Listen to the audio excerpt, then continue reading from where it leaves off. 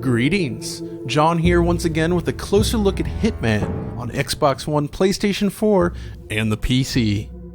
For the next generation version of Hitman, IO Interactive has opted to utilize its in-house Glacier 2 engine. The engine was first used in Hitman Absolution, but the latest version introduces a number of key improvements including physically based rendering and support for much larger crowd scenes. Unlike many developers today, the Danish team at IO has continued to develop games using its own technology base. Glacier 2 is certainly capable of handling multiple types of games, but the game-specific layer here is designed to offer the best possible Hitman experience. From AI behavior to map complexity, Glacier 2 performs admirably. It's not a flashy game by any means, but there's a subtle beauty to the environments that we greatly appreciate. The deep blue of the sky at dusk helps create a highly captivating scene to explore and draws you deeper into the world of Hitman. Point lights are liberally placed around the world, while the interaction of light and shadow goes beyond any previous Hitman game. It's a moody experience to be sure. Really though, the star of the show here are the crowds. IO has been creating worlds packed full of people since the PlayStation 2 days. But in this latest installment, we see the density of the crowd greatly increased, along with more complex interactions. Walk into a room and fire off a few rounds and watch as the crowd runs for the doors, while individuals cower for their lives. The underlying systems in Hitman are more complex than before and enable a lot of creativity from the player. It's fascinating to watch things unfold here. But how does the game stack up visually on console? Unlike many games released these days, there is little to separate the PS4 and Xbox One versions of the game. Both operate at a full 1080p with the same level of detail throughout. When placed side by side, it's really difficult to detect which version is which. Anti-aliasing, texture filtering, texture quality, and shadow quality are all identical here. This is where the frame rate cap becomes quite interesting. When engaged, both versions deliver a pretty steady 30 FPS experience, making it difficult to see how the two systems really stack up against one another. As we saw in our performance analysis, however, removing this cap allows you to see just where the two systems line up.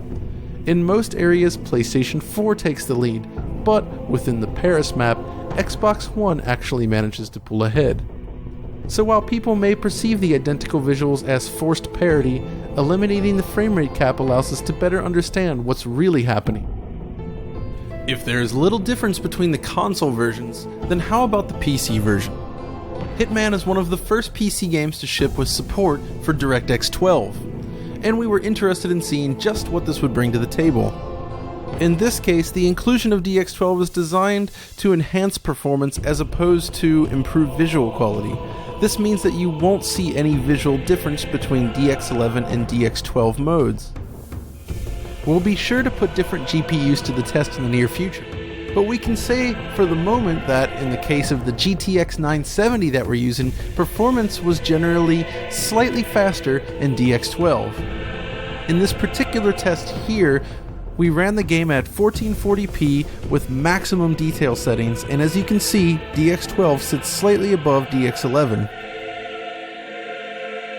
Moving on, let's take a look at the game's options menu. Hitman offers the expected levels of adjustment for a PC game, and thankfully, everything can be tweaked from within the game itself, always helpful for further testing. Support for arbitrary resolutions is available, and users can select from exclusive full-screen, borderless window, and windowed modes. The VSync interval option here is useful for capping the game's frame rate as well. It works like a half refresh rate option like the one available in NVIDIA Inspector, and it delivers proper frame pacing at half the refresh rate of your monitor. On a 60Hz monitor then, this means 30 frames per second. Of the options on hand, the most demanding is the shadow map setting. This particular setting has a noticeable impact on the distance and quality of shadow maps used, as you'd expect. Here, you can see all four settings side by side. Note how, when the shadow map setting is turned down, the shadows actually draw in earlier on the higher settings. It should also be noted that the console versions use the medium setting, as you can see in this shot. Thankfully, outdoors, we don't actually see shadow maps disappear at lower settings, rather, the quality is simply reduced at a distance. Continuing with shadows, let's take a look at the shadow resolution option. The Glacier 2 engine does a good job of filtering shadows even at lower resolutions. You can see the artifacts here as the setting is lowered, but during normal gameplay, the low setting still manages to look surprisingly good. The level of detail option works similarly to shadow maps in that the setting controls the distance of high quality models and lighting. On the lowest setting, point lights are eliminated and model quality is reduced. As we increase the setting, the details are then pushed out further with more visible lights on screen. As before, consoles use the medium setting here as well. Next up we have anti-aliasing. The PC version offers 3 methods for cleaning up the image: FXAA, SMAA, and super sampling. SMAA is our preferred post-process solution here as it's sharper than FXAA, but of course you'll get the best results with super sampling. Then we have texture quality. You can see the visible difference here as we cycle through the settings, but this isn't the full story. When using the lowest settings, we actually see textures adjust in real time, likely to keep VRAM usage under a set value. At the higher settings, the texture work in Hitman definitely deserves some attention, however. Surfaces have a very crisp, clean appearance that looks very nice throughout. In some ways it actually reminds us of the type of texture work we loved in Max Payne 2 all those years ago. We also appreciate surface effects such as the carpet scene here. Notice how it appears to have actual volume? Ultimately though, the PC version is all about refinement. Lowering the settings does not dramatically impact the look of the game, but pushing things to the max helps create an even more solid presentation. Still, regardless of the platform you're playing on, Hitman has a subtle beauty to it. It's not flashy in the ways that we often see today, but it's very sharp, clean, and precise.